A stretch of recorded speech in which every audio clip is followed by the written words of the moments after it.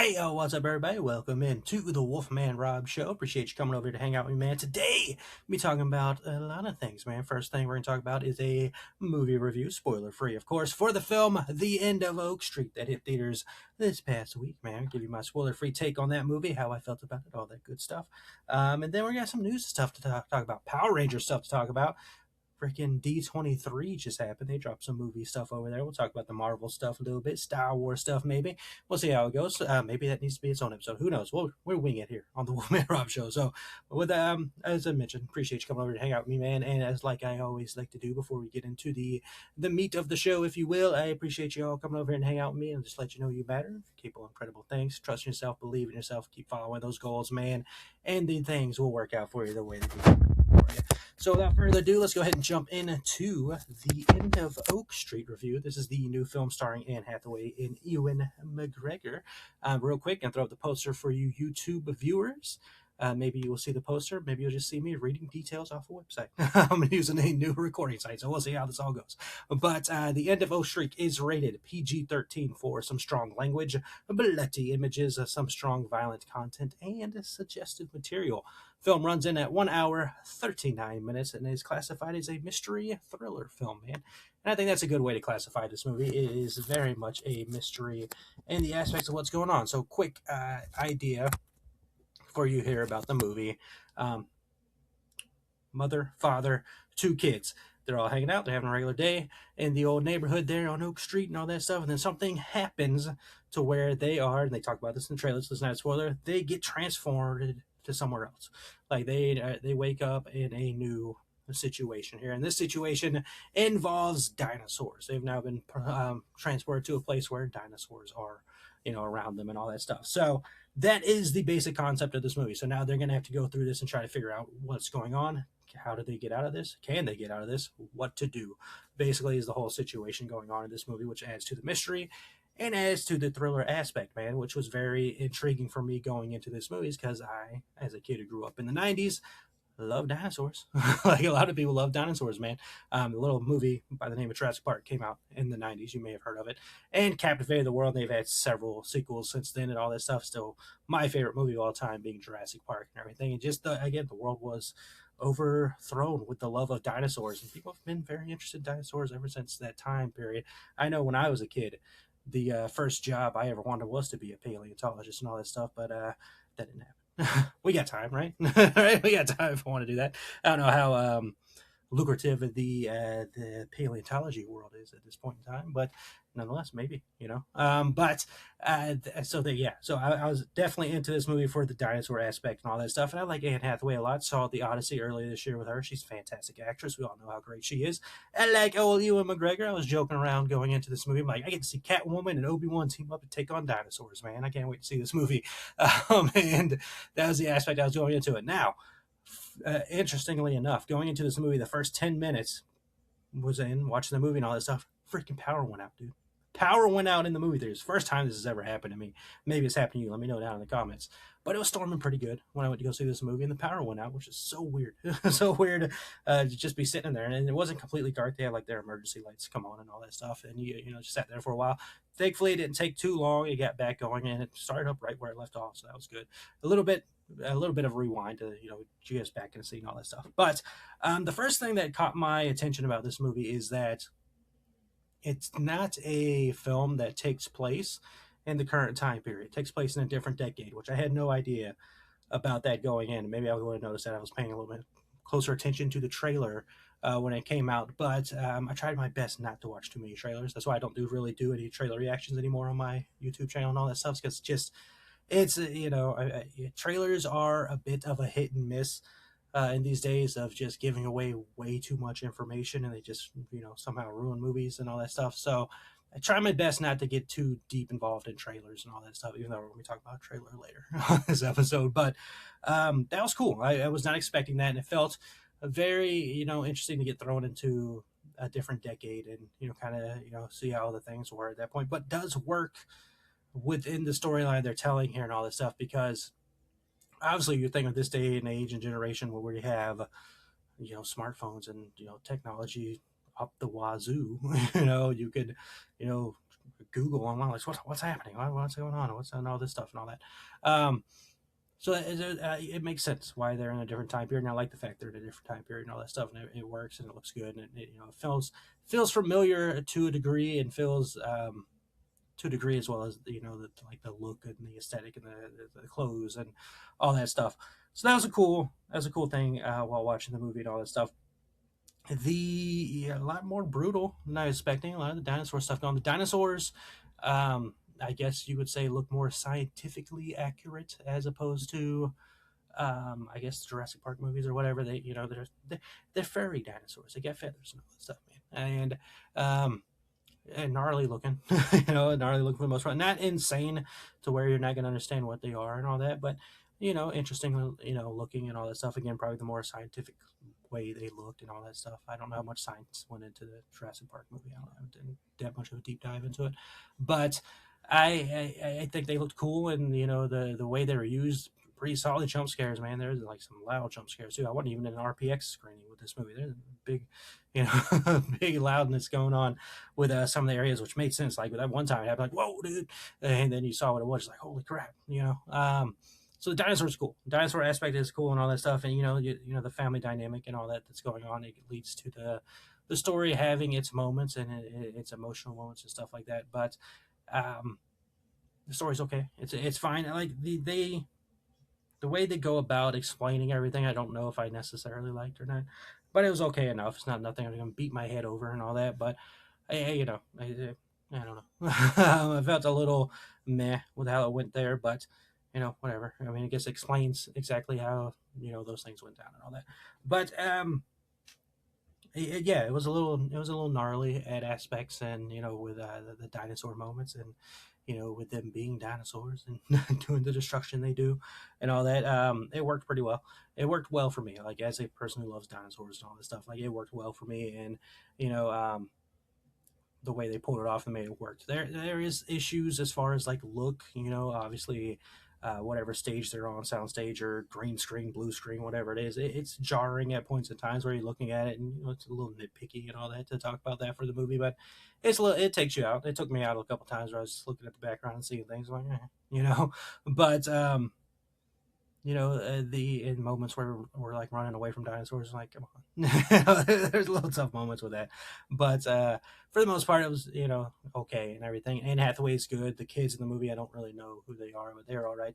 Interestingly enough, and I am a fan of Ewan McGregor. I like him a lot. I binge watched the whole Obi-Wan show when that came out because I was into it. And I think he's a great actor and all that stuff. But his performance in this movie, not to be mean, but his performance in this movie felt very almost forced, like almost like he didn't want to be there. Kind of just felt bare, if you know what I'm saying. If you've seen the movie, let me know what you're thinking. But it felt off. It felt like he wasn't really fully into it or something. I don't know how to fully describe it. He just felt like it wasn't really fully into what he was doing here in this movie. It just felt unfortunate with some of the line performances and the performance in the movie itself. Again, much better actor than I'll ever be, and he's fantastic and everything. Don't want to come down on him. It just felt weird. It just felt off watching his performance in that movie, and um, that was unfortunate to say the least. But overall, the movie it's all right. It's all right. It's nothing. I think when I put on my list of movies I've seen this year, it's around middle of the pack. May, it's gonna drop down with other movies coming out later this year and all that stuff. But I liked it. I didn't love it. Didn't wasn't overly enthralled with everything I was seeing there. There's some stuff. There are some very predictable moments in it. There's very forced moments in it, if you will, and all that stuff without spoiling anything. But it was okay. Like the movie was okay. I don't I probably won't ever see it again, but it was okay. And I've seen worse movies this year for sure. So that is my quick thoughts without fully spoiling anything for you on The End of Oak Street, now in theaters. Um, Verdict: I never want to tell somebody to not go to the theaters to watch something because obviously you want to support theaters, but you can probably wait for it on streaming. If you feel like you want to wait for it, I can back up that. I know I got some friends who said they'll wait to watch it at home. I support that. I support that decision, none the least, man. But if you saw The End of Oak Street, based on Rotten Tomato score, it's like 80s or something. If you care about those scores and all that, but surprising by all means. And it did feel like what was that runtime again? An hour, 39 minutes. It felt longer than that. It did feel longer than that. I will not lie. So there you go, man. No credit scenes or anything like that. I don't know if you would expect that to happen, but no credit scenes or anything, and that's that for that movie, man. So again, if you saw it, let me know what you thought in the comments below. So let me know if you ever had a theater experience where the movie power just went out while you were there during the storm. What do you thought of Ewan McGregor's performance? Did it feel off for you as well? And then the movie overall and all that stuff in the comments, man. So let's go into the news, shall we? Which is very dominated by Disney stuff. The first bit of news we're going to talk about also involves dinosaurs, but we're not going to see them, unfortunately. And it teased me off, man, because you can't see it, but over there, I have a huge display of stuff because I'm a huge fan of this franchise. The Power Rangers is not moving forward at Disney. Disney Plus was doing a live action Power Rangers show. Before that, another Power Rangers show was canceled. Now this one has been canceled as well for a very interestingly weird reason. But it just teased me off so much that this continues to happen because I'm a huge Power Rangers fan. I love Power Rangers. Again, kid of the 90s. We loved the Power Rangers. The Power Rangers, Spice Girls, man. That dominated the 90s for us growing up. And two things I still love very much to this day. You can catch me listening to a Power Ranger song or a Spice Girls song at any moment in time. But I was so looking forward to this, man. I was like, yeah, Disney. We got the Disney powerhouse behind Power Rangers. We'll do a live action take. That maybe we'll do it right. Maybe they'll do something good with it. And it just died. It's not going forward anymore, which is very unfortunate.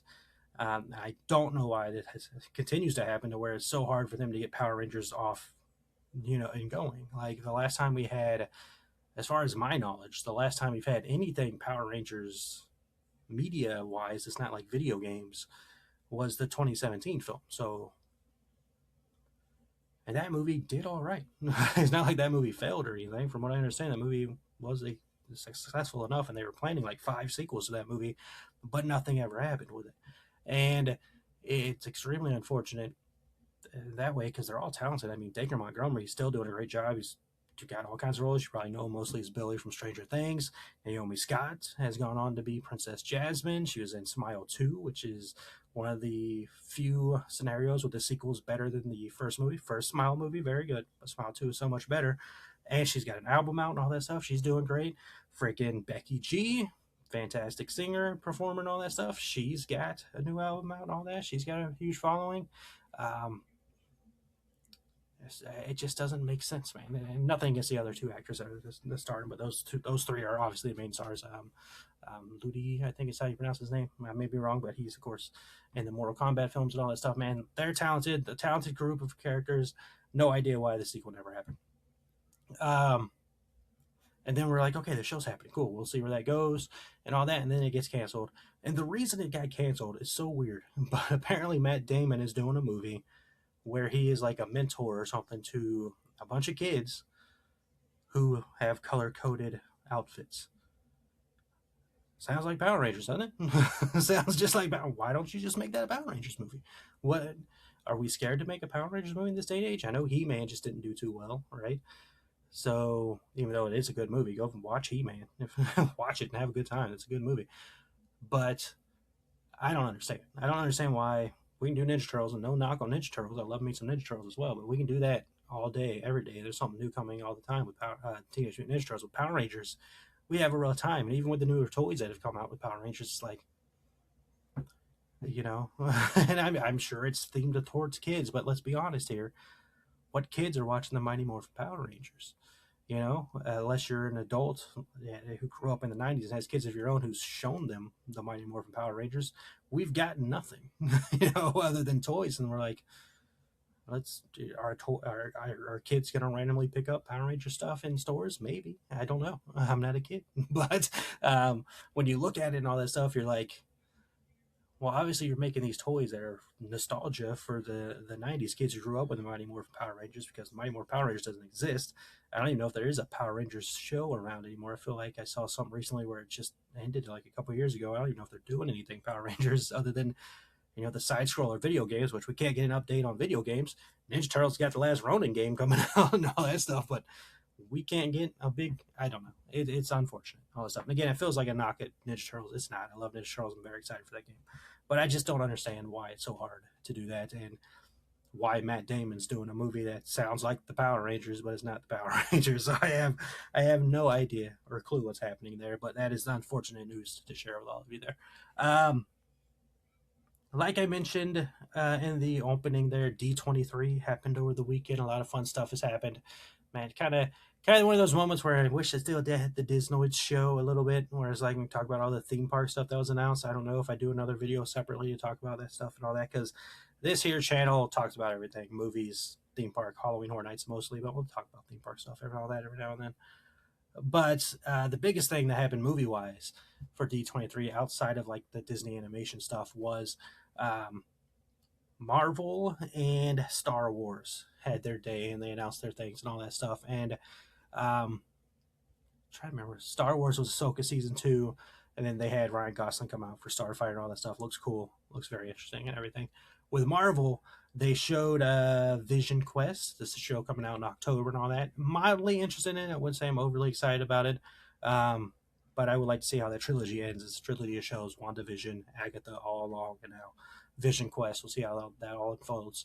They didn't give us anything. I think they mentioned, I don't even know if they mentioned Endgame. From what I saw online, I don't remember really any mention of Endgame, but we know Endgame's being re-released in theaters for Doomsday's release. So, like, I think September, um, they're re-releasing Endgame, and it's supposed to. They continue to say maybe this came from D23. I don't know, but they could say must watch before Doomsday, which they're probably just saying things, but they to get you to buy a ticket, but you can't buy a ticket because it's not even out yet. But the Doomsday tickets are out. Got mine. You got yours? Go get it. It's gonna be an insanely good movie. But yeah, so that's there. And then the Doomsday, they showed a trailer for us all. That trailer was so good. It gives us a little more of a glimpse into Victor Von Doom and what's going on with Victor Von Doom, to where they said find out he's a broken person and all that stuff with what's happened to him and what he's lost, and he's out on a rampage, man. So I can't wait to see how that all unfolds. You see a moment with Pedro Pascal as Reed Richards with Doom, giving a great performance with Pedro Pascal. That moment of trailer there, we got to see the Thor thing where Doom just basically shoves him off. Which, how are you going to beat freaking Doom if he's doing that to Thor, man? So I can't wait to see how this all unfolds. Can't wait to see what they do with the X-Men. That's another thing. They've announced the X-Men cast and all that. I'm not going to act like I remember all their names. I'm sorry. Um, but very interested in a lot of younger actors. So, of course, they're going to be moving forward there. The big surprise was Indy Navarrete, who you may know from Obsession, broke out with Obsession. She's playing Rogue. A lot of people thought somebody else was getting the role of Rogue. I'm not going to hate on it. I know that she's a talented actress, so I can't wait to see what she does with it. Very excited that Samara Weaving's in this. If you know me, I love me Samara. Hey, you new to the show? Big Samara Weaving fan here, man. So I'm excited she's in the movie and all that. And Adam Driver was announced as Mr. Sinister. So a lot of interesting stuff going on with the X-Men. They announced some new characters and all that stuff. So very exciting things going into the future and all that. As far as DC, Lanterns, as they record this episode, is now officially out. I think they're doing it weekly. I think only one episode's out at this point. But that is now out on HBO Max. If you want to check that out, man. But I wish DC had something like this. At one point, they had a fandom that they were doing DC stuff, and they don't do that anymore. That's the Disney powerhouse, man. Disney has this huge event called D23 that's going on multiple days, where one day they do a bunch of movies and TV stuff, and the next day they do all the theme park stuff, man. Disney. What can I tell you? I can't tell you. But nonetheless, that's going to be it for this here episode. So I hope you enjoyed it, man. Recording on a new service. See how this all works out. Probably not good, but who cares? I'm not a perfectionist. But I hope you enjoy this. Hopefully you're here the whole time. I appreciate anybody who takes time to watch this fully through and watch this goofball goof off. But thank you. And again, I'd like to remind you, you matter. Capable, incredible things. Keep pushing forward, man. Something's gonna work out. It always does. You just gotta believe in yourself and keep pressing forward, and it's gonna end up the way it needs to end up for you, man. But you two truly matter. Hope you have a wonderful rest of the day, week, month, year. I don't know how to stop recording on this thing. Oh, there it is. So appreciate all of you again, and we'll be back with more stuff. Halloween Horror Nights is just around the corner, which means my trip is just around the corner and all that stuff. We're gonna be talking about that. Don't know what I'm gonna do with that. I'm trying, definitely you'll have photos up on my Instagram if you want to check that out. It's Wolfman Rob as well. Is it? Yes, it should be. Wolfman Rob. But appreciate all of you. And yeah, that's going to be it. So peace out. You matter. See you later. I don't know why I'm saying peace out. I'm very, oh, anyways, I'm out there. See you.